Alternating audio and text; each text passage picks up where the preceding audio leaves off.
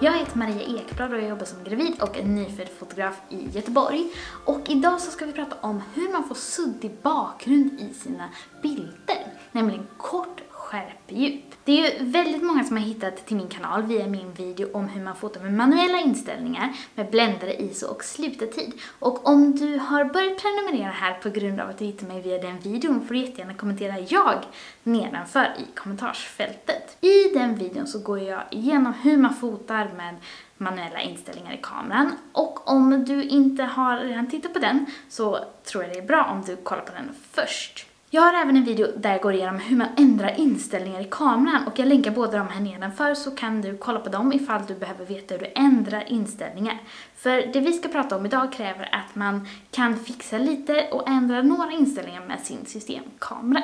Skärpedjup handlar alltså om hur mycket i bild som är i fokus. Med långt skärpedjup så är enda det som är borta i bakgrunden till det som är i förgrunden i fokus. Och ju mindre skärpedjup eller kortare skärpedjup man har, desto kortare är det området som är i fokus. Jag filmar med kort skärpedjup nu och då blir jag i fokus för fokus är inställt på mig.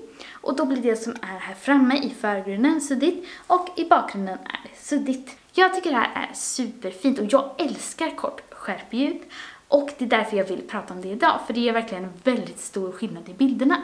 Det som styr hur långt skärpedjup du får i din bild, det är bländaren i kameran. Bländaren är alltså det hålet in i kameran som släpper in ljus när du tar en bild. Och med bländaren kan du släppa in olika mycket eller lite ljus och på så sätt få olika långt eller kort skärpedjup. Olika objektiv har olika möjlighet att öppna upp bländaren och få olika mycket kort skärpedjup. Man kan nästan ha som tumregel att ju mer avancerat objektivet är, desto mindre skärpedjup kan du få. Höga bländartal ger långt skärpedjup och det är något som man ofta använder för kanske landskapsfoto. Och korta skärpedjup är alltså låga bländartal och det använder man ofta vid porträtt om man tycker det är fint. När jag fotar utomhus så brukar jag ha ungefär bländare 2 eller 2,5 för jag tycker det ger ett kort skärpedjup.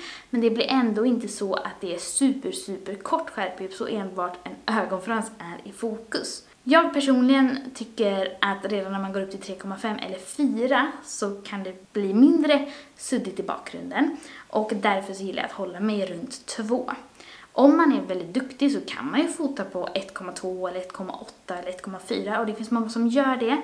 Men då blir det också många bilder som man kan behöva gallra bort för att det kanske inte blir så skarpt på alla bilder. Här har vi exempel där jag fotat med ett väldigt högt bländartal, ett bländartal i mitten och ett väldigt lågt bländartal. Här kan jag också se skillnaden och se hur mycket jag kommer fram i bild på den bilden med kort skärpedjup jämfört med den med långt skärpedjup. Så jag tycker det är väldigt fint på porträtt för det ramar in personen väldigt mycket.